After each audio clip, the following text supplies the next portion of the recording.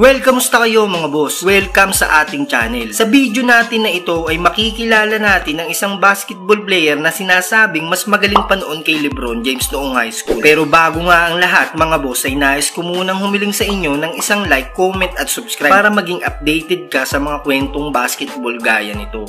LeBron James, sinikilala siya ngayon ng karamihan na one of the greatest NBA player in the history. Dahil pagkatapos niya ng high school mga boss ay rumekta na agad siya sa NBA bilang first overall draft pick ng Cleveland Cavaliers. Pero kahit ganito kagaling si LBJ mga boss noong high school ay alam nyo ba na mayroong isang high school player na kasabayan niya na hinirang na mas magaling pa sa kanya? Yes mga boss, tama kayo nang narinig. Hindi pala si LeBron ang pinakamagaling na high school player noon. Well, sino nga ba siya at nasan na nga ba itong player? At ang player nga na ito mga boss ay walang iba kundi si Lenny Cook. Si Lenny Cook ay isang high school basketball player mga boss na pinaniniwala ang susunod na basketball superstar sa NBA noon. Si Cook mga boss ay isang 6'6" guard na sinasabi ng karamihan na hindi mo makikitaan ng kahinaan dahil kaya niyang maglaro sa 5 magkakaibang posisyon, mapa-opensa man yan o depensa, at kaya nitong pumoste, magaling magdala ng bola at malakas sumalaksak at talagang may tira sa labas. Kaya noong 2001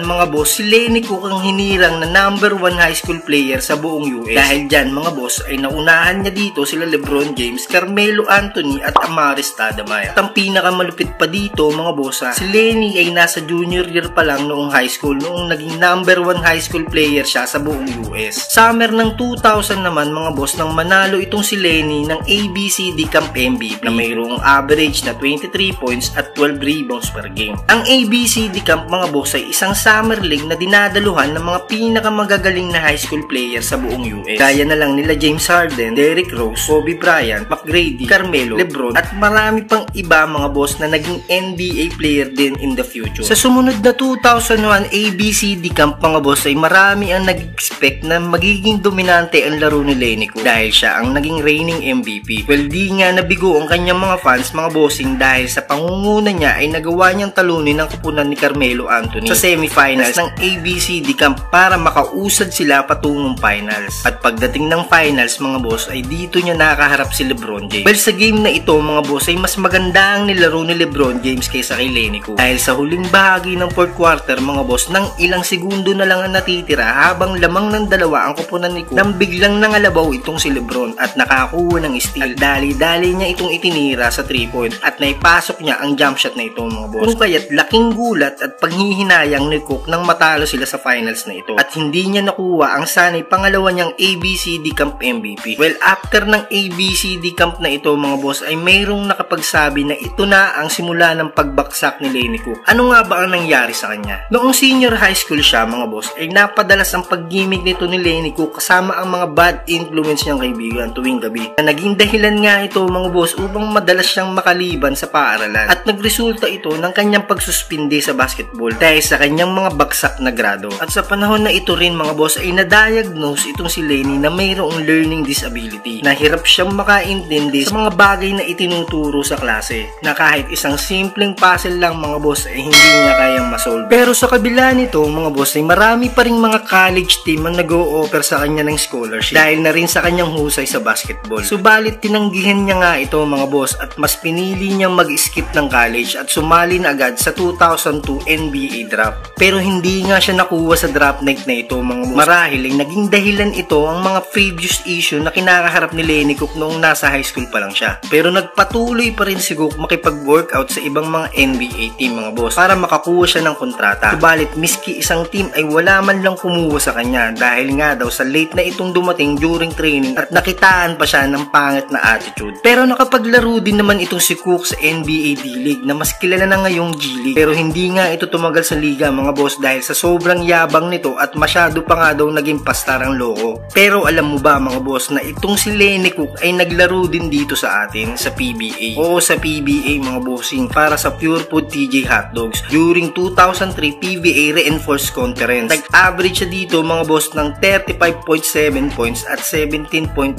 rebounds per game. At after PBA mga boss ay nagkaroon ng stint itong si Cook para sa Shanghai Sharks 2004 at nag-average siya dito ng 28.3 points, 11.6 rebounds at 1.5 assists per game sa loob ng 13 game niya sa CBA. At nagpatuloy pa rin ng kanyang paglalaro mga boss sa iba't ibang mga professional league. At noong 2006 mga bossing ay tinamaan nga itong si Lenny Cook ng injury sa kanyang Achilles. At ito na ang tumapos sa kanyang karir. Tuluyan na siyang nagdesisyong magretiro sa basketball. As of now, 2023 mga boss, si Lenny Cook ay nasa 41 years old na at kapansin-pansin na siya ay medyo mataba na at talagang wala na sa forma ang kanyang dating matipunong pangangatawan. Ngayon ay nagtatrabaho siya bilang tagaluto at minsan ay dumadalo siya sa mga basketball camp para magbigay ng aral sa mga kabataan upang hindi nila maranasan ang failure sa basketball na nangyari sa kanya. At mayroon pang isang documentary film mga bossing na hinango ang istorya sa kanyang buhay at may titulo ito na Lenny Cook,